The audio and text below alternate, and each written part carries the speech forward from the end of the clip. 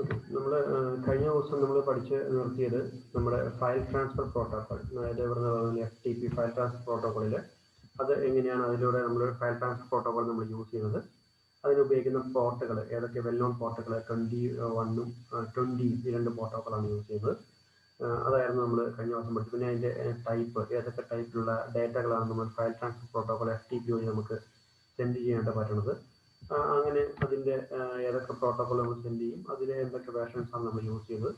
പിന്നെ നമ്മൾ പറഞ്ഞത് FTP, അനോണിമസ് FTP എന്ന് പറഞ്ഞാൽ നമ്മുടെ ഒരു സാധാരണ ഒരു സോഫ്റ്റ്വെയർ പോലെ തന്നെ നമുക്ക് യൂസ് ചെയ്യാൻ പറ്റുന്ന, ഓർഗനൈസേഷനിലൊക്കെ നമുക്ക് യൂസ് ചെയ്യാൻ പറ്റുന്ന അതിനെയാണ് നമ്മൾ FTP എന്ന് പറയുന്നത്. Then next ആണ് നമ്മുടെ SMTP, that is simple mail transfer protocol. നമ്മൾ സാധാരണ ഒരു ഇമെയിലൊക്കെ അയക്കണമെങ്കിൽ, ഇമെയിൽ എവിടെയാണ് യൂസ് ചെയ്യുന്നത്, ഒരു ഇമെയിലൊക്കെ നമ്മൾ അറ്റാച്ച് ചെയ്ത് അയക്കണമെങ്കിലോ, ഒരു ഇമെയിൽ സെൻഡിങ് പ്രോസസ്സിന് വേണ്ടിയിട്ട് നമ്മൾ നേരത്തെയൊക്കെ നമുക്ക് ഗ്രൂപ്പ് മെയിലുകൾ അങ്ങനെ കാര്യങ്ങളൊക്കെ ഉണ്ടായിരുന്നു. അപ്പോൾ ഈ ഗ്രൂപ്പ് മെയിലുകൾ, ഇപ്പം നമുക്ക് ഗ്രൂപ്പ് മെയിലൊക്കെ നമുക്ക് സെൻഡ് ചെയ്യാം. ഒരു സിംഗിൾ മെയിൽ അയച്ചു കഴിഞ്ഞാൽ ആ ഗ്രൂപ്പിൽ ജോയിൻ ചെയ്തിട്ട് എത്ര പേരുണ്ടോ അത്രയും പേർക്ക് ആ മെയിലിൻ്റെ ഓരോ കോപ്പി ഡെലിവേർഡ് ആവും. അങ്ങനെ ഡെലിവേർഡ് ആവുന്ന ഗ്രൂപ്പ് മെയിൽ കാര്യങ്ങളൊക്കെ ഉണ്ട്. അങ്ങനെയുള്ള കാര്യങ്ങൾക്ക് മെയിലിൽ, ഗ്രൂപ്പ് മെയിലിൽ മാത്രം ഉപയോഗിക്കുന്ന SMTP അല്ല, പക്ഷേ മെയിൽ കമ്മ്യൂണിക്കേഷന് നമ്മൾ ഇന്റർനെറ്റിലൂടെയുള്ള മെയിൽ കമ്മ്യൂണിക്കേഷൻ എല്ലാം യൂസ് ചെയ്യുന്ന സോഫ്റ്റ്വെയർ ആണ്, സോഫ്റ്റ്വെയറിലെ പ്രോട്ടോകോൾ ആണ് നമ്മുടെ SMTP പ്രോട്ടോകോൾ, that is simple mail transfer protocol. That is, SMTP is a set of communication guidelines that allow softwares to transmit an electronic mail, that is email via internet. Internet വഴി mail transfer ചെയ്യുന്നത്. അപ്പോൾ നമ്മൾ ഇതിന് ഉപയോഗിക്കുന്ന ഇതിൻ്റെ ഫംഗ്ഷൻസും കാര്യങ്ങളും, SMTPയുടെ functions ഒക്കെ ചോദിച്ചു കഴിഞ്ഞാൽ നമുക്ക് എളുപ്പമായിട്ട് എഴുതാൻ പറ്റും. കാരണം നമ്മൾ മെയിൽ യൂസ് ചെയ്യുന്നത്, ഒരു മെയിൽ എടുത്തു കഴിഞ്ഞാൽ അതിൽ എന്തൊക്കെ കാര്യങ്ങളുണ്ട്, അതിൽ കമ്പോസ് മെയിലുണ്ട്, അതിൽ നമുക്ക് സെൻഡ് ചെയ്യാൻ ഓപ്ഷൻസ് ഉണ്ട്, ഇൻബോക്സ് ഉണ്ട്, അങ്ങനെ കുറേ കാര്യങ്ങളുണ്ട്. അപ്പോൾ അതൊക്കെ നമ്മൾ ഓർത്തിരുന്നു കഴിഞ്ഞാൽ നമുക്ക് കുറേ ഇതിനകത്ത് നമുക്ക് എഴുതാൻ പറ്റും. So it is a program used for sending mail to other computers users based on email address. That is, it provides an email or mail exchange between users on different or same computers and supports. It can send a single message to one or more recipients. One or more recipient means നമ്മൾ mail അയച്ചു കഴിയുമ്പോൾ ഒന്ന് 2 നമ്മൾ add ചെയ്യും. 2 add ചെയ്യുമ്പോൾ തന്നെ നമുക്ക് അവിടെ BCC ആഡ് ചെയ്യാം, CCC ആഡ് ചെയ്യാം. CCC മീൻസ് ബ്ലൈൻഡ് കാർബൺ കോപ്പിയാണ് BCC. CCC means carbon copy. Blind carbon copy means നമ്മൾ 2 അഡ്രസ് മാത്രമേ ഫ്രമും ടൂവും പിന്നെ നമ്മുടെ മെയിൽ മാത്രമേ നമുക്ക് വിസിബിൾ ആയിട്ട് കാണാൻ പറ്റുള്ളൂ, ബാക്കിയുള്ളതൊക്കെ ഹിഡൻ ആയിരിക്കും. CCC മീൻസ് നമ്മൾ എത്ര പേർക്ക് കോപ്പി വെച്ചിട്ടുണ്ടോ അത്രയും നമുക്ക് സെൻഡ് ചെയ്യാനായിട്ട് പറ്റും. അപ്പോൾ അതിൽ നമ്മൾ സെൻഡ് ചെയ്യാൻ പറ്റുന്ന എന്തൊക്കെയാണ് നമുക്ക് സെൻഡ് ചെയ്യാൻ പറ്റുന്നത്, സെൻഡിങ്, നമുക്ക് ഇമെയിലൂടെ സെൻഡ് ചെയ്യാൻ പറ്റുന്ന എന്തൊക്കെ മെയിലുകൾ, എന്തൊക്കെ മെസ്സേജുകൾ നമുക്ക് അതിലൂടെ സെൻഡ് ചെയ്യാൻ പറ്റും. ഒന്ന്, mail sending message can include text, audio, video, graphics. It can also send messages over network outside the internet. അതായത് നമ്മൾ ഒരു ഇന്റേണൽ ആയിട്ട് ഒരു ഇന്റർനെറ്റ്, ഒരു മെയിൽ സർവീസ് ഒക്കെ നമുക്ക് സ്റ്റാർട്ട് ചെയ്ത് അതിന് ഉപയോഗിക്കുന്ന സെർവറുകൾ സെറ്റ് ചെയ്യാനൊക്കെ നമുക്ക് SMTP സോഫ്റ്റ്വെയർ ആയിരിക്കും നമ്മൾ യൂസ് ചെയ്യുന്നത്. So the main purpose of SMTP, നമ്മളിപ്പോൾ ഏത് മെയിൽ അയച്ചു കഴിഞ്ഞാലും ഒരു മെയിലിൻ്റെ ഈ മെയിൽ മാത്രമല്ല, കമ്മ്യൂണിക്കേഷൻ നെറ്റ്വർക്കിൽ, ടെലികമ്മ്യൂണിക്കേഷൻ, കമ്പ്യൂട്ടർ നെറ്റ്വർക്കിങ്ങിൽ ഒരു ഡേറ്റ നമ്മൾ സെൻഡ് ചെയ്ത് കഴിഞ്ഞാൽ ആ ഡേറ്റയിൽ ഏറ്റവും കൂടുതൽ ഡെസ്റ്റിനേഷൻ സൈഡിൽ ആ ഡേറ്റ കറക്റ്റായിട്ട് എത്തിയോ എന്ന് ഗ്യാരണ്ടി ചെയ്യാൻ പറ്റും. അങ്ങനെ ഗ്യാരണ്ടി ചെയ്യാൻ പറ്റുന്ന ഒരു സിസ്റ്റം, ഒരു റിലയബിലിറ്റി ആയിരുന്ന നെറ്റ്വർക്ക് സിസ്റ്റം ആയിരിക്കണം നമ്മുടെ മെയിലിൽ ഉണ്ടാവുന്നത്. അപ്പോൾ നമുക്ക് മെയിൽ ചെയ്യുമ്പോൾ ഇപ്പോൾ ഒരാളുടെ അഡ്രസ്സ് നമുക്ക് ഐഡൻറ്റിഫൈ ചെയ്യാൻ പറ്റില്ല. നമ്മൾ ഇവിടെ അഡ്രസ്സ് എന്തെങ്കിലും തെറ്റുണ്ട്, അഡ്രസ് തെറ്റുണ്ടെങ്കിൽ നമുക്ക് എന്ത് ഇമെയിൽ ഡെലിവറി അതിന് ഫെയിലിയർ എന്ന് പറഞ്ഞിട്ട് മെയിൽ ഡെലിവറിയുടെ സർവീസ് നമുക്ക് പ്രൊവൈഡ് ചെയ്യും. ഇന്ന കാര്യങ്ങളും ടൈം ചെയ്യാൻ പറഞ്ഞു നമുക്ക് പലപ്പോഴും നമ്മൾ ചിലപ്പോഴും അയച്ചു കഴിയുമ്പോഴും ഒരു സ്പെല്ലിംഗ് മിസ്റ്റേക്ക് കാരണം അങ്ങനെ എന്തെങ്കിലും നമ്മുടെ മെയിൽ അഡ്രസ്സ് മാറിപ്പോകും. അപ്പോൾ അങ്ങനെ ഒരു മെയിൽ അഡ്രസ്സ് എക്സിസ്റ്റിംഗ് അല്ലെങ്കിൽ നമുക്ക് ഡെലിവറി സപ്പോർട്ട് നമുക്ക് പ്രൊവൈഡ് ചെയ്യും. അതായത് ആ മെയിൽ ഡെലിവറി ചെയ്യാൻ പറ്റിയിട്ടില്ല, എറർ കാരണം ഡെലിവറി ചെയ്യാൻ പറ്റിയിട്ടില്ല എന്നുള്ളത് നമുക്ക് ഇങ്ങനെയുള്ള റിലയിങ് സിസ്റ്റം SMTP ഉണ്ടാക്കണം. That is, the main purpose of SMTP is used to set up a communication rules between the servers. അപ്പോൾ ഇങ്ങനെയുള്ള ഈ കമ്മ്യൂണിക്കേഷൻ റൂൾസ്, മെയിൽ ഡെലിവറി ചെയ്യാൻ പറ്റിയില്ലെങ്കിൽ ഡെലിവറി ചെയ്യാൻ പറ്റിയില്ല എന്നുള്ളതിന്റെ കമ്മ്യൂണിക്കേഷനായിട്ട് വരും. നമുക്ക് ഓട്ടോ റിപ്ലൈ ഒക്കെ നമുക്ക് സെറ്റ് ചെയ്യാം. അങ്ങനെയുള്ള കമ്മ്യൂണിക്കേഷൻ റൂൾസുകൾ ചെയ്യാമെന്ന് main objective. The servers are a way of identifying themselves and announcing what kind of communication they are trying to perform. They also have handling errors such as incorrect email addresses.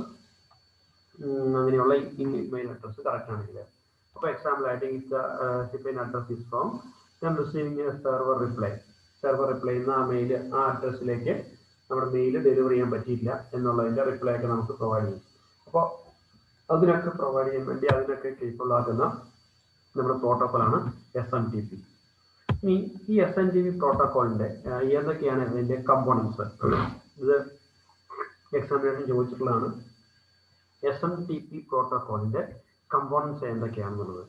So നമ്മൾ സാധാരണ ഒരു SMTP protocol അല്ലെങ്കിൽ ഒരു simple mail എടുത്തു കഴിഞ്ഞാൽ സാധാരണ എല്ലാ കമ്മ്യൂണിക്കേഷനും പോലെ നെറ്റ്വർക്കിലൂടെ നടക്കുന്ന എല്ലാ കമ്മ്യൂണിക്കേഷൻ തന്നെ ക്ലയൻറ്റ് സെർവർ പരാഡികമാണ് യൂസ് ചെയ്യുന്നത്.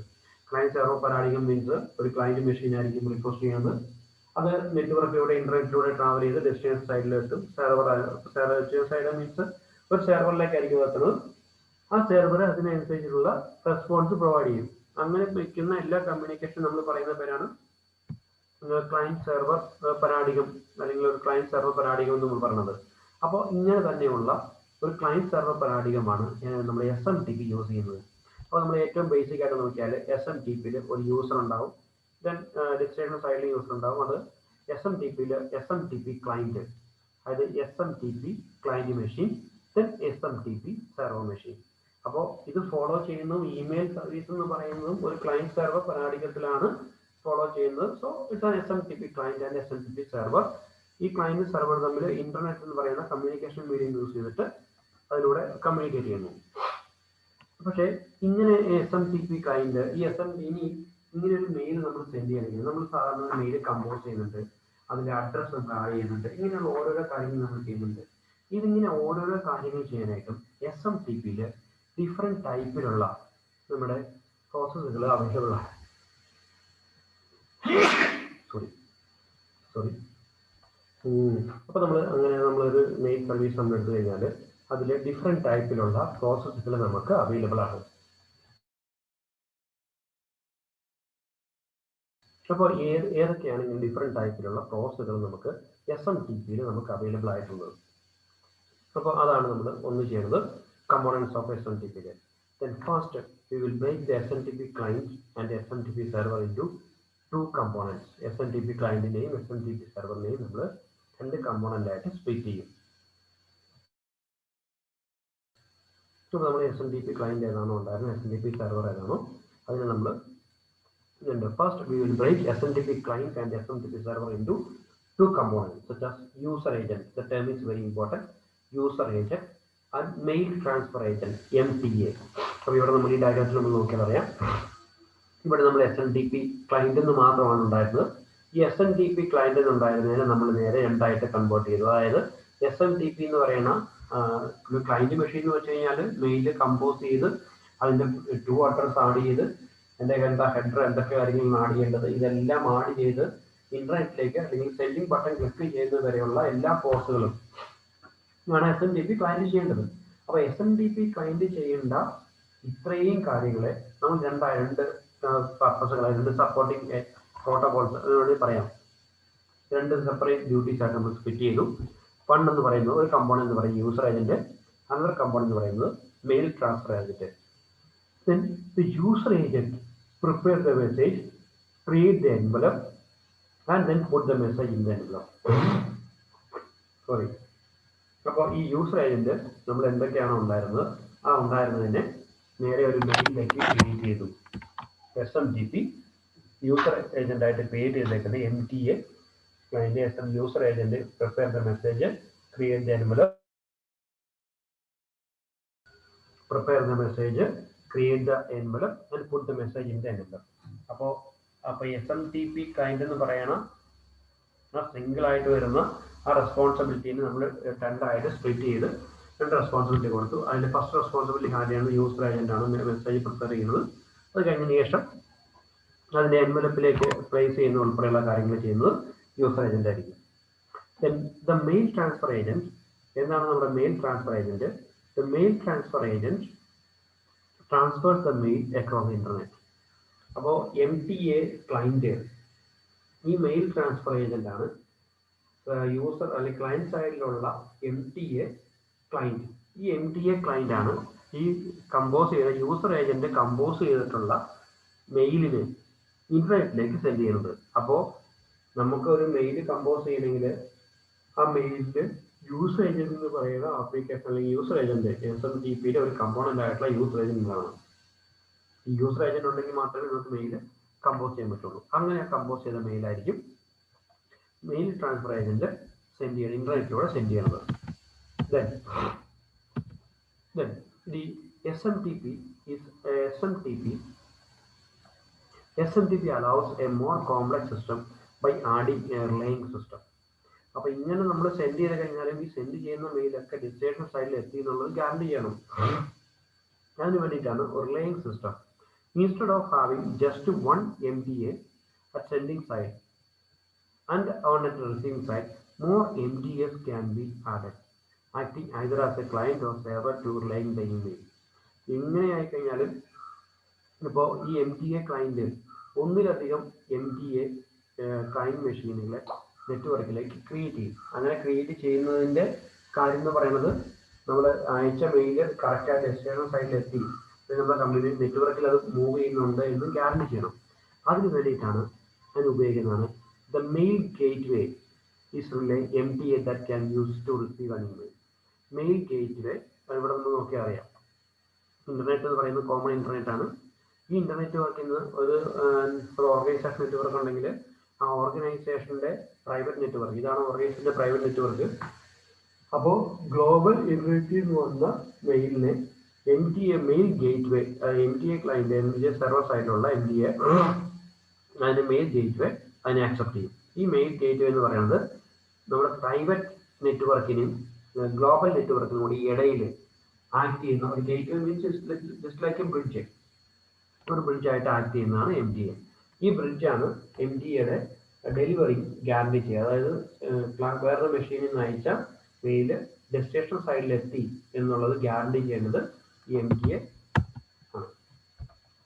ദെൻ ഒരു സെക്കൻഡ്. ഓക്കെ, ഇനി എങ്ങനെയാണ് ഇതിന്റെ വർക്കിംഗ്? ഈ MTA ക്ലയന്റ് വെച്ച് കഴിഞ്ഞാൽ ഈ MTA ക്ലയന്റിന്റെയും MTA സെർവറിന്റെയും ഇതിന്റെ വർക്കിംഗ് എങ്ങനെയാണ്?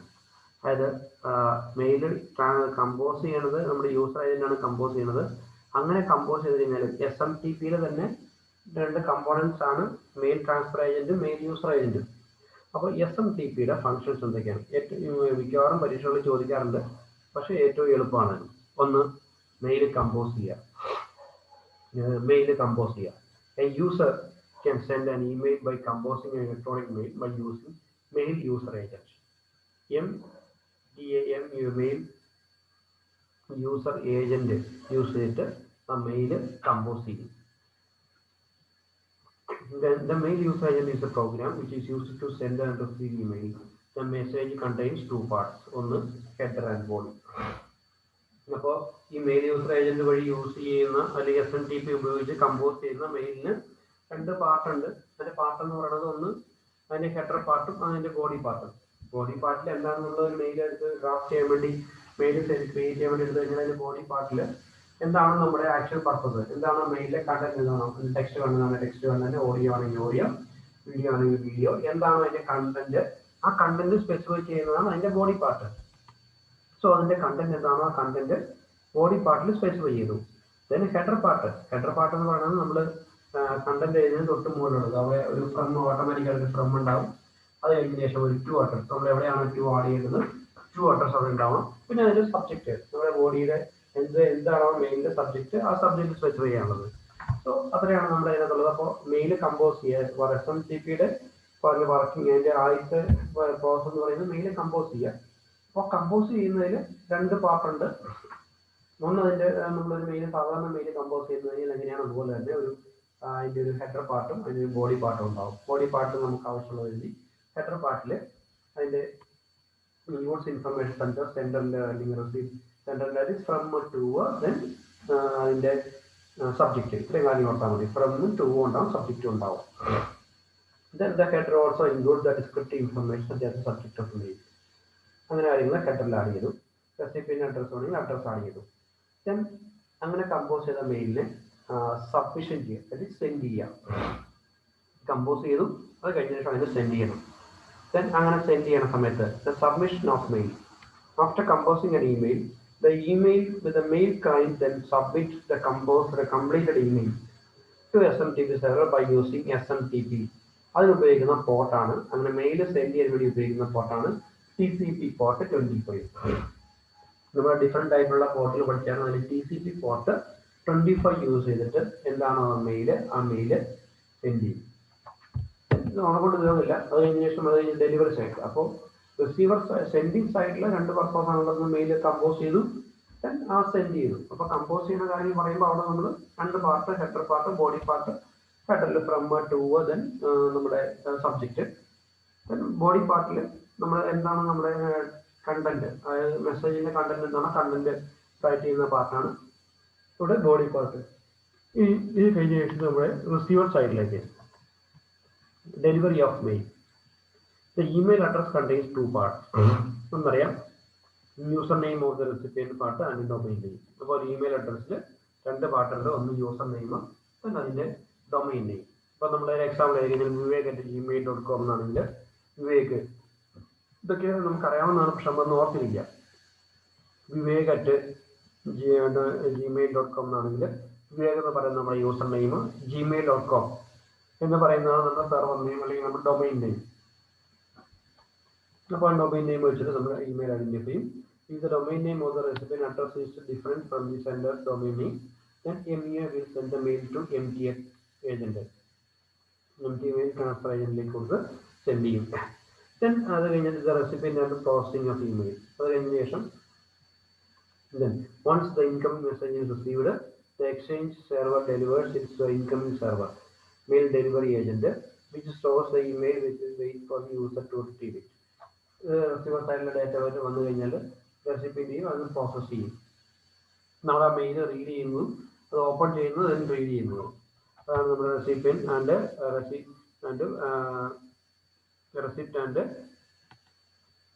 processing of email, processing of mail. Then next, access and retrieval of mail. The stored email mail delivery agent, that is MDA. Mail delivery agent can be retrieved by using mail user agent. അതായത് mail compose ചെയ്യാനും നമുക്ക് read ചെയ്യാനും. Mail compose ചെയ്യാൻ വേണ്ടി use ചെയ്ത് ഏതാണോ അത് തന്നെയാണ് മെയിൽ റീഡ് ചെയ്യാൻ വേണ്ടി ഉപയോഗിക്കുന്നത്. ദെൻ യൂസർ നെയിം നമ്മുടെ പാസ്വേഡ് ഏതാണ്, യൂസർ നെയിം പാസ്വേഡ് ഉപയോഗിച്ച് നമുക്ക് ആ മെയിലിനെ റീഡ് ചെയ്യാം. അപ്പോൾ ഇതാണ് നമ്മുടെ മെയിൽ SMTP ചെയ്യുന്ന കാര്യങ്ങൾ. അപ്പോൾ SMTP ഇത് ഏതൊക്കെയാണ് ഇതിന്റെ കമ്പോണന്റ് എന്ന് നോക്കണം. അങ്ങനെ SMTPയുടെ കമ്പോണന്റ് പറഞ്ഞു കഴിഞ്ഞ ശേഷം SMTPയിൽ എന്തൊക്കെയാണ് അതിന്റെ റെസ്പോൺസിബിലിറ്റി, എന്തിനാണ് യൂസ് ചെയ്യുന്നത്, എത്ര ഏജന്റ് ഉണ്ട്, യൂസർ ഏജന്റ് ഉണ്ട്, അത് ഡിഫറെൻ്റ് ആണെങ്കിൽ എങ്ങനെയാണ് യൂസ് ചെയ്യുന്നത്, ഏതൊക്കെ രീതിയിലാണ് അതിൻ്റെ വർക്കിംഗ്, ഏതൊക്കെ രീതിയിലാണുള്ളത്, അത് സ്പെസിഫൈ ചെയ്യുക. നമ്മുടെ SMTP. സോ അണ്ടർ വൺ നമ്മളപ്പോൾ ഇപ്പോൾ ഈ മൊഡ്യൂളിൽ നമ്മളിങ്ങനെ പഠിക്കുന്നത് കുറച്ച് ചെറിയ കുറേ പ്രോട്ടോകോൾസ് ആണ് പഠിക്കുന്നത്. അപ്പോൾ അത് നമ്മൾക്ക് ഏറ്റവും ഫെമിലിയർ ആയിട്ടുള്ള ഒരു പ്രോട്ടോകോളാണ് HTTP. എപ്പോഴും നമ്മൾ ഉപയോഗിക്കുന്ന ഒരു പ്രോട്ടോകോളാണ് HTTP. കാരണം നെറ്റ് ഇപ്പോൾ സെർച്ച് ചെയ്യാത്തവരെ നമ്മൾ ആരില്ല. അപ്പോൾ നമ്മൾ എപ്പോഴും നമ്മൾ യൂസ് ചെയ്യുന്ന ഒരു പ്രോട്ടോകോളാണ് HTTP, that is hyper text transfer protocol. അപ്പോൾ നമ്മൾ സാധാരണ HTTP പ്രോട്ടോകോൾ ഉപയോഗിക്കുന്നത് ഒരു പേജിൽ നിന്ന്, ഒരു വെബ് പേജിൽ നിന്ന് മറ്റൊരു വെബ് പേജിലേക്ക് ഡാറ്റ മൂവ്മെന്റിന് വേണ്ടിയിട്ട് നമ്മൾ ഉപയോഗിക്കുന്ന പ്രോട്ടോകോൾ, അല്ലെങ്കിൽ മൂവ് ചെയ്യാൻ വേണ്ടിയിട്ട് ഉപയോഗിക്കുന്ന പ്രോട്ടോകോളാണ് നമ്മുടെ HTTP protocol. That is, the hypertext transfer protocol is a protocol used to mainly access data on the World Wide Web. HTTP functions are the combination of SMTP and FTP. It is similar to FTP because it transfers files and uses the services of TCP. FTP file transfer protocol services use ചെയ്യുന്നുണ്ട്. But it uses only one TCP connection, no separate control connection. Only data are transferred between the client and server. നമ്മുടെ FTPക്ക് file transfer പ്രോട്ടോക്കോളിൽ large സൈസിലുള്ള ഫയലുകളൊക്കെയാണ് നമ്മൾ transfer ചെയ്യേണ്ടത്. അപ്പോൾ അങ്ങനെ ഫയലുകൾ transfer ചെയ്യുന്നതുകൊണ്ട് അവിടെ കൺട്രോളിന് വേണ്ടിയിട്ട് ഒരു കണക്ഷൻ, അതായത് കണക്ഷൻ ക്രിയേറ്റ് ചെയ്യാൻ വേണ്ടിയിട്ട് ഒരു സെറ്റും, അതുപോലെ ഡാറ്റ ട്രാൻസ്ഫർ ചെയ്യാൻ വേണ്ടിയിട്ട് വേറൊരു കണക്ഷൻ ഉണ്ടാവും, കൺട്രോൾ കണക്ഷൻ. ഏതൊക്കെ മെഷീനുകൾ തമ്മിലാണ് ഡാറ്റ ട്രാൻസ്ഫർ ചെയ്യേണ്ടതെന്ന് അറിയാൻ വേണ്ടിയിട്ടും ഡാറ്റ ട്രാൻസ്ഫർ ചെയ്യാൻ വേണ്ടിയിട്ടും ഡിഫറെൻറ്റ് കണക്ഷൻസ് ഒക്കെ ഉണ്ടാവാം. പക്ഷേ FTPയിൽ അങ്ങനെയൊന്നുമില്ല. HTTP hyper text transfer protocol. അപ്പോൾ അതിൽ ഹൈപ്പർ ടെക്സ്റ്റ് തന്നെയാണ് നമ്മൾ ട്രാൻസ്ഫർ ചെയ്യുന്നത്. അപ്പോൾ അതിൽ ഡേറ്റയും കണക്ഷനും ഒരുമിച്ചായിരിക്കും. അങ്ങനെ സെപ്പറേറ്റ് ആയിട്ട് വരുന്ന രണ്ട് കണക്ഷൻ മെത്തേഡുകളുണ്ട്, പ്രോട്ടോകോളോ മെത്തേഡുകളൊന്നും HTTPയിൽ യൂസ് ചെയ്യുന്നില്ല. നമ്മുടെ HTTP പ്രോട്ടോകോൾ. നമ്മുടെ HTTP is like SMTP because the data transferred between the client and the server looks like SMTP message. അപ്പോൾ ഇവിടെയും നമ്മൾ റിക്വസ്റ്റ് ചെയ്യുക. റിക്വസ്റ്റ് ചെയ്യുക മീൻസ് ഒരു പേജിൽ നിന്ന് മറ്റു പേജിലേക്ക് റിക്വസ്റ്റ് ചെയ്യുക. അപ്പോൾ അങ്ങനെ ഒരു റിക്വസ്റ്റ് റെസ്പോൺസ് മെക്കാനിസം എവിടെ ഉണ്ടോ അവിടെയൊക്കെ നമുക്ക് വേണമെങ്കിൽ അതൊരു ക്ലയന്റ് സെർവർ മെത്തേഡ് എന്ന് വേണമെങ്കിൽ നമ്മൾ പറയാം. അല്ലെങ്കിൽ നമ്മളിപ്പോൾ ഒരു വെബ് പേജ് സെർച്ച് ചെയ്തു. വെബ് പേജ് സെർച്ച് ചെയ്ത് കഴിഞ്ഞാൽ എന്തായാലും HTTP പേജ് ഉപയോഗിച്ചിട്ടായിരിക്കും വെബ് പേജ് കിട്ടുക. നമുക്കൊന്ന് അതിൻ്റെ അഡ്രസ്സ് നമ്മൾ നോക്കിയാൽ അറിയാം. അപ്പോൾ ആ രീതിയിലായിരിക്കും ഡേറ്റ അതിൻ്റെ ട്രാൻസ്ഫറിങ് അവിടെ ഉണ്ടാകുന്നത്. In addition, the format of message is controlled by MIME header. MIME header means a multi-purpose internet made exception. That is different type of data, different type format of data specify ചെയ്യുന്ന ഒരു header ആണ് MIME header. ഈ MIME data type ഉള്ള ഫയലുകൾ മാത്രമേ നമുക്ക് mail ആയിട്ട് send ചെയ്യാനൊക്കെ പറ്റുള്ളൂ. That is, the SMTP messages are stored and forwarded, but HTTP messages are delivered immediately. HTTP messages are delivered immediately. നമ്മളിപ്പോൾ ഒരു വെബ്സൈറ്റ് ചെക്ക് ചെയ്ത് കഴിഞ്ഞാൽ വെബ്സൈറ്റിലുള്ള അഡ്രസ്സ് നേരെ എന്ത് ചെയ്യും? നേരെ എവിടെയാണോ വെബ്സൈറ്റ് ഉള്ളത് അവിടെ പോയിട്ട് അത് റിട്രീവ് എടുക്കും. It is delivered directly. The commands from the client to server embedded in the request message. Then the content of the request files or other information are embedded in the response. Then ഇതിന് ഉപയോഗിക്കുന്ന protocol well known protocol, അതായത് TCP-യിലെ well known protocol 80 ആണ്. 80 ആണ് നമ്മൾ ഒരു file ട്രാൻസ്ഫറിന് വേണ്ടി use ചെയ്യുന്നത്. ഈ പോർട്ട് നമ്പർ 80 എന്ന് പറയുന്നത് നമ്മൾ പലപ്പോഴും എന്തെങ്കിലും നെറ്റ്വർക്കിൽ നമ്മൾ ഒരു ഇൻട്രാനെറ്റ് അല്ലെങ്കിൽ ഒരു ഇന്റേണൽ നെറ്റ്വർക്ക് ക്രിയേറ്റ് ചെയ്ത് കഴിയുമ്പോൾ അവിടെ നമ്മൾ യൂസ് ചെയ്യുന്നത് നമ്മൾ ഈ പ്രോട്ടോകോൾ യൂസ് ചെയ്ത് കഴിഞ്ഞാൽ അവിടെ നമ്മൾ ഉപയോഗിക്കുന്ന പോർട്ട് 80 എന്ന് പറയുന്ന പോർട്ടായിരിക്കും. അത് HTTP ക്ലയന്റിന് വേണ്ടിയിട്ട് യൂസ് ചെയ്യുന്ന പ്രോട്ടോകോൾ ആയിരിക്കും ആ പ്രോട്ടോകോൾ എന്ന് പറയുന്നത്. ഇപ്പോൾ HTTP എന്ന് പറയുന്നത് ഹൈപ്പർ ടെക്സ്റ്റ് ട്രാൻസ്ഫർ പ്രോട്ടോകോൾ. പിന്നെ അതിൽ കുറച്ച് കാര്യങ്ങളുണ്ട്. നമ്മൾ ഡേറ്റ സെൻഡ് ചെയ്ത് കഴിയുമ്പോൾ സാധാരണ നേരത്തെ പറഞ്ഞു നമ്മൾ സാധാരണ പോലെ തന്നെ ഈ HTTP ട്രാൻസാക്ഷൻ എന്ന് പറയുന്ന ഒരു ക്ലയന്റ് സെർവറാണ്. That is a client machine, that is a server machine. ഇപ്പോൾ റിക്വസ്റ്റ് ഉണ്ടാവും, റെസ്പോൺസ് ഉണ്ടാവും. ഇപ്പോൾ റിക്വസ്റ്റ് എവിടെയാണോ റെസ്പോൺസ് എവിടെയാണോ ആ റിക്വസ്റ്റും റെസ്പോൺസിനും അനുസരിച്ചിട്ടായിരിക്കും അത് കമ്മ്യൂണിക്കേഷൻ ക്രിയേറ്റ് ചെയ്യുക. ഇനി ആ റിക്വസ്റ്റ് മെസ്സേജിൽ അപ്പോൾ ഇവിടുന്ന് റിക്വസ്റ്റ് അയച്ചു കഴിഞ്ഞാൽ ആ റിക്വസ്റ്റിൽ എന്തൊക്കെ കാര്യങ്ങളായിരിക്കും ഒരു HTTP റിക്വസ്റ്റ് ഉണ്ടാവുക? ഒന്ന് request line, header, blank line, body. റെസ്പോൺസിലാണെങ്കിൽ status line, header, blank line, body. അപ്പോൾ ഇവിടെ ഉള്ള ഡിഫറൻസ് പറയുന്ന ഈ ഒരു കാര്യത്തിൽ മാത്രമേ ഡിഫറൻസ് ഉള്ളൂ. ഇത് മാത്രം തമ്മിൽ ഒരു ഡിഫറൻസ് ഉള്ളൂ. ആ ഡിഫറൻസ് ഉള്ളതെന്ന് വെച്ച് കഴിഞ്ഞാൽ ഒന്ന് റിക്വസ്റ്റ് ലൈനും status line. Request line means എന്ത് പേജിനാണ് റിക്വസ്റ്റ് ചെയ്യേണ്ടത്, ആ റിക്വസ്റ്റ് ചെയ്യുന്ന കാര്യങ്ങൾ. അപ്പോൾ അതിൻ്റെ എക്സ്പ്ലനേഷൻ അടുത്ത സ്ലൈഡിൽ വരുന്നുണ്ട്. പിന്നെ സ്റ്റാറ്റസ് ലൈൻ മീൻസ് അതിൻ്റെ തിരിച്ച് റെസ്പോൺസിബിലിറ്റിയോ എന്നുള്ള കാര്യങ്ങൾ. അപ്പോൾ ഇവിടെ നമ്മൾ ഫോളോ ചെയ്യുന്നത് ക്ലയന്റ് സെർവർ മെത്തഡോളജി തന്നെയാണ് ഫോളോ ചെയ്യുന്നത്. അതാണ് പറഞ്ഞത് ഒരു ക്ലയന്റ് മെഷീനും ഒരു സെർവർ മെഷീനും ഇവിടെ സ്പെസിഫൈ ചെയ്തേക്കുന്നത്. ഇനി അതിൻ്റെ ഏതൊക്കെ ലൈനിൽ ഏതൊക്കെയാണോ ഉള്ളത്, എന്തൊക്കെ കാര്യങ്ങളാണ് റിക്വസ്റ്റ് ലൈനിൽ കാണിക്കുന്ന കാര്യങ്ങൾ. റിക്വസ്റ്റ് ലൈനിൽ എന്താണ് നമ്മുടെ റിക്വസ്റ്റിന്റെ ടൈപ്പ്? Then URL HTTP version, URL കൊടുക്കും. ദെൻ HTTP വേർഷൻ, റിക്വസ്റ്റ് ലൈന്, അതിൻ്റെ request type, URL HTTP version. അതിൻ്റെ സ്റ്റാറ്റസ് ലൈനിലാണെങ്കിൽ HTTP version, then status code, then status phrase. Then ഈ സ്റ്റാറ്റസ് കോഡ് സ്റ്റാറ്റസ് ഫ്രേസിലുള്ള ഉപയോഗിക്കുന്ന കാര്യങ്ങൾ ഇവിടെ കുറച്ച് പറഞ്ഞിട്ടുണ്ട്, അതാണ് നമ്മൾ യൂസ് ചെയ്യുന്നത്. This field request type field is used in the request message. It is categorized. Request type ഏതൊക്കെ ടൈപ്പിലുള്ള റിക്വസ്റ്റുകളാണ് നമ്മുടെ ക്ലയന്റ് സെർവർ മെഷീനിൽ നിന്ന് ക്ലയന്റ് ചോദിക്കുന്നത് എന്നുള്ളത്. അതിൻ്റെ ഒന്നാണ് get, head, post, put, trace, connect, open. ഇങ്ങനെ മാത്രമല്ല കുറേ അധികം കൂടി ഉണ്ട്. അപ്പോൾ അതെല്ലാം ഇവിടെ പറഞ്ഞിട്ടില്ല. ഇങ്ങനെയുള്ള കാര്യങ്ങൾ ഇപ്പോൾ get message, head, post, put, trace, connect, option, ഇങ്ങനെയുള്ള ഓരോ കാര്യങ്ങളായിരിക്കും അതിൻ്റെ ഹെഡറിൽ ഉണ്ടാവുക. അപ്പോൾ ഇവിടെ നമ്മൾ ശ്രദ്ധിക്കേണ്ട കാര്യങ്ങൾ എന്ന് പറയുന്നത്, ഒന്ന് നമ്മുടെ HTTP എടുത്തു കഴിഞ്ഞാൽ HTTP-യുടെ ഒന്ന് റിക്വസ്റ്റ് റെസ്പോൺസ് ക്ലയന്റ് സെർവർ മെത്തേഡിലാണുള്ളത്. റിക്വസ്റ്റും റെസ്പോൺസും മെസ്സേജ് ഉണ്ട്, റിക്വസ്റ്റ് ലൈൻ ഉണ്ട്. ഈ ഡയഗ്രാം ഇത് വരയ്ക്കണമെങ്കിൽ എളുപ്പമാണെന്ന് വരയ്ക്കാനായിട്ടും ഈ ഒരു റെപ്രസെൻറ്റേഷൻ. റിക്വസ്റ്റ് ലൈൻ ഉണ്ട്, ദെൻ ഹെഡർ പാർട്ടുണ്ട്, ബ്ലാങ്ക് ലൈൻ ഉണ്ട്, സ്റ്റാറ്റസ് ലൈൻ ഉണ്ട്, സ്റ്റാറ്റസ് ഹെഡർ ഉണ്ട്. ഇനി റിക്വസ്റ്റ് ലൈനിൽ എന്താ കാര്യം ഉണ്ടാകുന്ന വെച്ചാൽ റിക്വസ്റ്റ് ടൈപ്പ്, URL ഉണ്ടാവും, HTTP വേർഷൻ ഉണ്ടാവും. ദെൻ ഇവിടെ വന്നു കഴിഞ്ഞാൽ HTTP വേർഷൻ ഉണ്ടാവും. ദെൻ അത് കഴിഞ്ഞതിന് ശേഷം സ്റ്റാറ്റസ് കോഡ് റിക്വസ്റ്റ് കിട്ടിയോ, റെസ്പോൺസ് എന്താണെന്നുള്ളത്. അത് നമ്മളിപ്പോൾ ഒരു ഏതെങ്കിലും വെബ്സൈറ്റ് ഒന്ന് ചെക്ക് ചെയ്ത് കഴിഞ്ഞാൽ വെബ്സൈറ്റിൽ നമ്മളൊരു ഒരു പർട്ടിക്കുലർ പേജ് സെൻഡ് ചെയ്തു. ആ പേജ് സെൻഡ് ചെയ്ത് കഴിഞ്ഞാൽ നമ്മൾ ചിലപ്പോൾ അയക്കുന്ന ആ വെബ്സൈറ്റിന്റെ പേര് മാത്രമായിരിക്കില്ല ഡിസ്റ്റൻസ് എത്തുന്നത്. അവിടെ കുറേ വേറെ കുറേ ഒരു ക്വസ്റ്റ്യൻ മാർക്കിന് ഹൈഫിനും അങ്ങനെ ഉള്ള കുറേ കാര്യങ്ങളുണ്ടാവും. അപ്പോൾ അതെല്ലാം കൂടെ സ്പെസിഫൈ ചെയ്യുന്നതാണ് നമ്മുടെ സ്റ്റാറ്റസിന്റെ കോഡും സ്റ്റാറ്റസ് പ്രൈസും കാര്യങ്ങളും എല്ലാം. ഇതാണ് നമ്മുടെ HTTP തന്നത്. പിന്നെ ഈ HTTPയുടെ കേസിൽ അടുത്ത ഓർമ്മ പറയുന്നത് പ്രോക്സി സെർവർ. അപ്പോൾ HTTPയിൽ നമ്മൾ അയക്കുന്ന ഫയലുകൾ നമ്മളിപ്പോൾ ചിലപ്പോൾ നമ്മൾ എല്ലാ ഫയലുകളും വെബ്സൈറ്റിലുള്ള എല്ലാ ഫയലുകളും അല്ലെങ്കിൽ എല്ലാ വെബ് പേജുകളും നമ്മൾ റിക്വസ്റ്റ് ചെയ്ത് കഴിഞ്ഞാൽ ആ റെസ്പോൺസ് നമുക്ക് തിരിച്ചു കിട്ടില്ല. അപ്പോൾ ആ റെസ്പോൺസ് കിട്ടാതെ നമ്മൾ പ്രോക്സി സെർവർ യൂസ് ചെയ്യണമെന്ന് പറയും.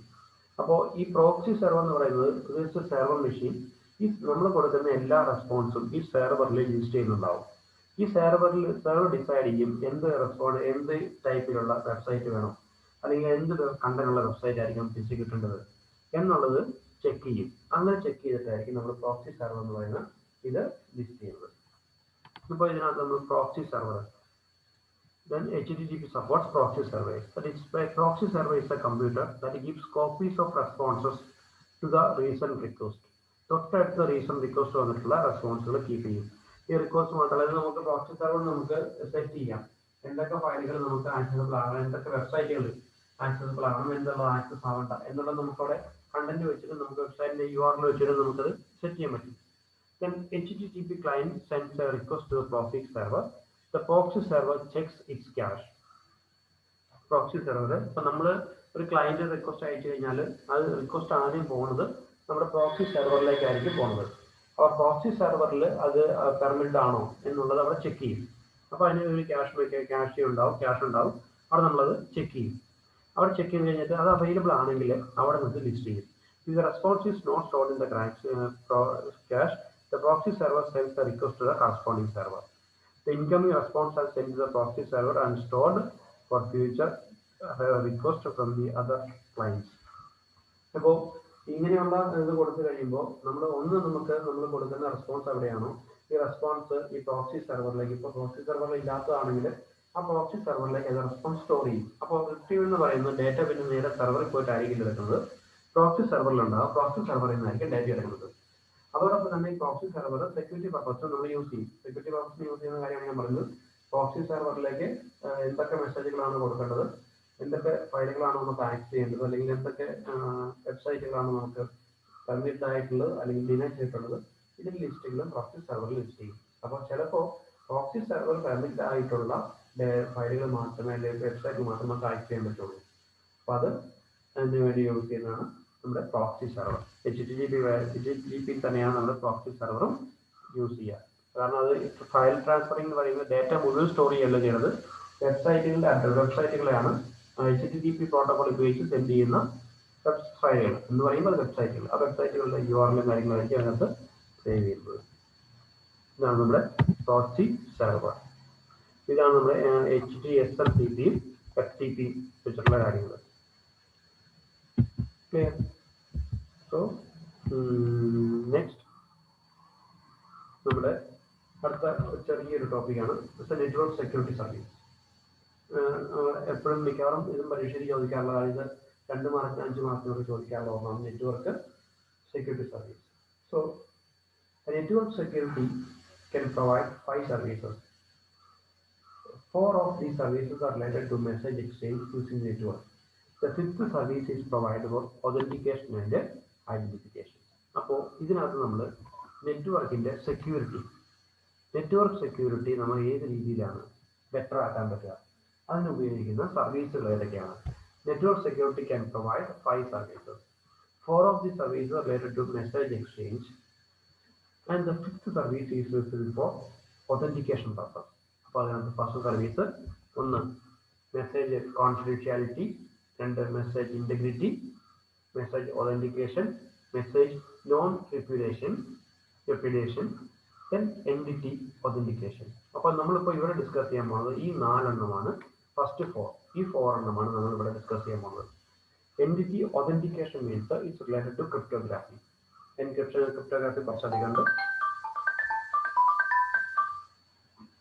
Entity ഇപ്പോൾ നമ്മൾ മെസ്സേജിൻ്റെ നമ്മൾ 4 സർവീസുകൾ മെസ്സേജിൻ്റെ confidentiality, message integrity, message authentication, message non repetition, then entity authentication. അപ്പോൾ ഇതാണ് നമ്മൾ അതിനകത്ത് നമ്മൾ യൂസ് ചെയ്യാൻ പോകുന്നത്. അപ്പോൾ നമ്മൾ ആദ്യത്തെ 4 ഇവിടെ നമ്മൾ കാണുന്നത്. അഞ്ചാമത് നമ്മൾ ക്രിപ്റ്റോഗ്രാഫി എന്ന് പറഞ്ഞ സെക്ഷനാണ്. അത് ഒതൻറ്റിക്കേഷൻ പർപ്പസ് അങ്ങോട്ടാണ് യൂസ് ചെയ്യുന്നത് ക്രിപ്റ്റോഗ്രാഫി. അന്നേരം അത് അവിടെ എക്സ്പ്ലെയിൻ ചെയ്യാം. അപ്പോൾ ഇപ്പോൾ നമ്മൾ ഇതിനുവേണ്ടി യൂസ് ചെയ്യുന്ന 4 സർവീസുകൾ.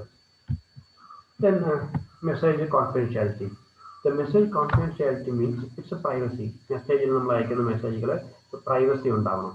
So the message confidentiality and privacy means that the sender and the receiver expect confidentiality. സെൻഡറും റിസീവറും നമ്മൾ ഒരു ഇമെയിൽ അയച്ചു കഴിഞ്ഞാൽ ആ ഇമെയിൽ സെൻഡർ അയച്ചു കഴിയുമ്പോൾ സെൻഡറിനും റിസീവറും തമ്മിൽ മാത്രമേ മെസ്സേജ് ഡെലിവർ ആകാൻ പറ്റുള്ളൂ. ആ മെസ്സേജ് കോൺഫിഡൻഷ്യൽ മെസ്സേജ് ആയിരിക്കണം. അപ്പോൾ കോൺഫിഡൻഷ്യാലിറ്റി നെറ്റ്വർക്കിൽ നമ്മൾ അയക്കുന്ന ഡേറ്റയുടെ ഒക്കെ കോൺഫിഡൻഷ്യാലിറ്റി കീപ്പ് ചെയ്യണം. The transmitter message must make sense only to the intended receiver. എവിടെയാണോ റിസീവറിനെ അക്സെപ്റ്റ് ചെയ്തത്, ഏതാണ് നമ്മുടെ എഴുതിയേക്കുന്ന റിസീവർ അഡ്രസ് എവിടെയാണോ സ്പെസിഫൈ ചെയ്തേക്കുന്നത് ആ റിസീവറിന് മാത്രമേ അത് ഡെലിവർ ചെയ്യാൻ പാടുള്ളൂ. All other message must be craft. മെസ്സേജുകളൊന്നും കോൺഫിഡൻഷ്യാലിറ്റി ഡെലിവർ ചെയ്യാൻ പാടില്ല. All other messages must be craft. Then message integrity. The message integrity means that the data must arrive at receiver exactly as they were sent. There must be no change during the transmission, neither accidentally nor maliciously. നമ്മൾ data delivery ചെയ്യുന്ന മെസ്സേജുകൾ integrity means നമ്മൾ message അയച്ചു കഴിഞ്ഞാൽ ആ അയച്ചു കഴിഞ്ഞേക്കുന്നത് എങ്ങനെയാണ് വാക്കാണോ send ചെയ്തേക്കുന്നത് ആ സെൻഡ് ചെയ്തേക്കുന്ന അതിലേക്ക് മാത്രമേ സെൻഡ് ചെയ്ത് കഴിഞ്ഞ ശേഷം അതിൻ്റെ അഡ്രസ്സ് ചേഞ്ച് ചെയ്യാൻ പാടില്ല. അപ്പോൾ ഇൻറ്റഗ്രിറ്റി മീൻസ് ഇറ്റ്സ് ഒരു വിശ്വാസ്യത ഉണ്ടാവും. നമ്മൾ ഒരു മെസ്സേജ് അയച്ചു കഴിഞ്ഞാൽ നമ്മൾ മെയിൽ നമ്മൾ ഐ ഡി കറക്റ്റായിട്ട് സ്പെസിഫൈ ചെയ്തു. കറക്റ്റായിട്ട് സ്പെസിഫൈ ചെയ്ത് കഴിഞ്ഞാൽ ആ കറക്റ്റ് ഡെസ്റ്റിനേഷൻ തന്നെയായിരിക്കണം ആ മെസ്സേജ് റീച്ച് ചെയ്യുന്നത്. അപ്പോൾ അതിനിടയിൽ വെച്ചിട്ട് അതിൻ്റെ അഡ്രസ് ചേഞ്ച് ചെയ്തോ അങ്ങനെയുള്ള കാര്യങ്ങളൊന്നും ഉണ്ടാകാൻ പാടില്ല. That is there must be no change during the transmission, neither accidentally nor maliciously. Accidentally means നമ്മൾ അറിയാതെ തന്നെ പെട്ടെന്ന് ചേഞ്ച് സംഭവിക്കുക. മലീഷ്യസ്ലി മീൻസ് പർപ്പസ്ഫുള്ളി ആയിട്ട് ആ മെസ്സേജുകൾ അല്ലെങ്കിൽ അറ്റാക്കിയോടുകൾ ആ മെസ്സേജുകളെ അതിൻ്റെ അഡ്രസ്സിന് ചേഞ്ച് ചെയ്യാനുള്ള പെർമിഷൻ ചേഞ്ച് ചെയ്യാൻ പാടില്ല.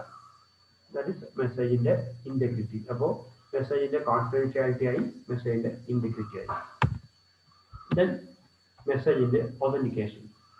Then authorization. നമ്മൾ ഒരു മെസ്സേജ് അയച്ചു കഴിഞ്ഞാൽ the message authorization is service beyond the message integrity.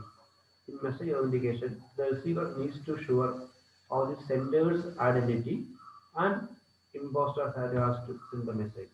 ആരാണ് നമ്മൾ മെസ്സേജ് കമ്പോസ് ചെയ്തത്, ആ കമ്പോസ് ചെയ്തേക്കുന്നതിൻ്റെ ഐഡന്റിറ്റി റിസീവറിൽ അതിൻ്റെ ഐഡന്റിറ്റി ഉണ്ടായിരിക്കണം. അത് അൺവാണ്ടഡ് ആയിട്ടുള്ള മെസ്സേജുകൾ അല്ലെങ്കിൽ ഫേക്ക് ആയിട്ട് വരുന്ന മെസ്സേജുകൾ ഉണ്ടാകാൻ പാടില്ല, ഓതറൈസേഷൻ ഉണ്ടാകാൻ പാടില്ല. അപ്പോൾ സെൻഡർ അയച്ചു കഴിഞ്ഞാൽ റിസീവർ ഒരു മെസ്സേജ് കിട്ടിക്കഴിഞ്ഞാൽ ഓതറൈസ്ഡ് ആയിട്ടുള്ള സെൻഡർ തന്നെയാണ് മെസ്സേജ് അയച്ചത് എന്ന് റിസീവറിന് ഉണ്ടാകുകയും പറ്റും. ചിലപ്പോൾ നോ റിപ്ലൈ എന്ന് പറഞ്ഞിട്ട് അഡ്രസ്സുകളൊന്നും കാണില്ല. അങ്ങനെയുള്ള മെസ്സേജുകളൊന്നും ഉണ്ടാകാൻ പാടില്ല. That is message authentication. Then message non-repetition. The message non-repetition means that the sender must not be able to deny sending message that he or she in fact did send. Then message അറിയാം. For example, when a customer sends a message to transfer money from one account to another, the bank must have the proof that the customer actually requested this transaction. അതായത് നമ്മളൊരു message compose ചെയ്തുകൊണ്ടിരിക്കുന്ന സമയത്ത് വെറുതെ message send ചെയ്യാൻ പാടില്ല. അതായത് compose ചെയ്ത് കഴിഞ്ഞതിന് ശേഷം ആ മെസ്സേജ് കമ്പോസ് ചെയ്ത സെൻഡർ സെൻഡ് എന്ന് പറയുന്ന ബട്ടൺ ക്ലിക്ക് ചെയ്ത് അത് ഗ്യാരണ്ടി ചെയ്തതിന് ശേഷം മാത്രമേ മെസ്സേജ് സെൻഡ് ചെയ്യാൻ പാടുള്ളൂ. അല്ല ചെയ്തുകൊണ്ടിരിക്കുന്നതിന് ഇടയ്ക്ക് മെസ്സേജ് സെൻഡ് ചെയ്യാനുള്ള ഒരു ഓപ്ഷൻ ഉണ്ടാകാൻ പാടില്ല. അതിന് വേണ്ടിയിട്ടാണ് ഇപ്പോൾ പലപ്പോഴും നമ്മൾ സെൻഡ് ചെയ്ത് കഴിയുമ്പോൾ നമുക്ക് ഒരുപാട് നാളൊന്നുമില്ല, കുറച്ചായി കഴിഞ്ഞിട്ട് നമുക്ക് വൺസ് നമ്മൾ സെൻഡ് ചെയ്ത മെസ്സേജിനെ നമുക്ക് ഇത്ര സെക്കൻഡിനുള്ളിൽ നമുക്ക് അൺഡു ചെയ്യാം, അതായത് തിരിച്ചെടുക്കാൻ പറ്റും. അത് കഴിഞ്ഞ ശേഷമേ ഡെലിവർ സൈറ്റിൽ ഉണ്ടാവുള്ളൂ. അപ്പോൾ മെസ്സേജ് സെൻഡ് ചെയ്ത് കഴിഞ്ഞാൽ ആക്ച്വലി സെൻഡ് ചെയ്യണമെന്ന് വിചാരിച്ചിട്ട് മാത്രമേ മെസ്സേജ് സെൻഡ് ചെയ്യാനുള്ള ഓപ്ഷൻ ഉണ്ടാവുള്ളൂ. അല്ലാതെ ആക്സിഡൻ്റലി ഒരു മെസ്സേജ് സെൻഡ് ചെയ്തോ അങ്ങനെയുള്ള സിറ്റുവേഷൻ ഉണ്ടാകാൻ പാടില്ല. അപ്പോൾ സെൻഡ് ചെയ്യുന്ന ആളിന്റെ 100% കൺസെന്റോടുകൂടി മാത്രമേ മെസ്സേജ് സെൻഡ് ചെയ്യാൻ പാടുള്ളൂ. അത് പ്രൊവൈഡ് ചെയ്യുന്ന സിസ്റ്റമാണ് ഇത് ഗ്യാരണ്ടി ചെയ്യുന്നത്. That is message repudiation. അപ്പോൾ ഇത്രയും കാര്യങ്ങളാണ് നമ്മൾ കാണണം. അഞ്ചാമത് നമ്മുടെ ക്രിപ്റ്റോഗ്രാഫിയാണ്. ക്രിപ്റ്റോഗ്രാഫി നമ്മൾ ക്രിപ്റ്റോഗ്രാഫി നോക്കുന്നത്. ക്രിപ്റ്റോഗ്രാഫി നമുക്ക് അടുത്ത ക്ലാസ്സിൽ ക്രിപ്റ്റോഗ്രാഫി നോക്കാം. അപ്പോൾ ഇത്രയാണ് നമ്മുടെ ഇന്നത്തെ സെഷൻ എന്ന് പറയുന്നത്. ഒന്ന് നെറ്റ്വർക്ക് സെക്യൂരിറ്റി, നമ്മുടെ SMTP ആയിരുന്നു കണ്ടത്. SMTP അതിന്റെ പർപ്പസുകൾ SMTP അതും ഒരു നമ്മുടെ ക്ലയന്റ് സെർവർ പരാടികമാണ്. SMTP client server, then mail user agent, user transfer agent, അങ്ങനെ mail user agent, maintenance systems, then HTTP protocol. HTTP കഴിഞ്ഞാൽ ട്രാൻസാക്ഷൻ അതിന്റെ എന്തൊക്കെയാണ് അതിന്റെ ഇതിലുള്ളത്, റിക്വസ്റ്റ് ലൈൻ ഉണ്ടാവും, സ്റ്റാറ്റസ് ലൈൻ ഉണ്ടാവും, അതിനുള്ള കാര്യങ്ങൾ. ദെൻ നെറ്റ്വർക്ക് സെക്യൂരിറ്റി, ഇത് വളരെ ഇമ്പോർട്ടൻ്റ് ആണ്. 5 മാർക്കിന്റെ ക്വസ്റ്റൻ ആയിട്ട് ചോദിക്കാറുണ്ട്. Message confidentiality, integrity, authorization, non ഡെഫിനിറ്റി, ദെൻ എൻറ്റിറ്റി ഓതന്റിക്കേഷൻ. അത് നമ്മുടെ ക്രിപ്റ്റോഗ്രാഫിയുമായിട്ട് ബന്ധപ്പെട്ടാണ് പഠിക്കുന്നത്. So that's all about today's session. Thank you.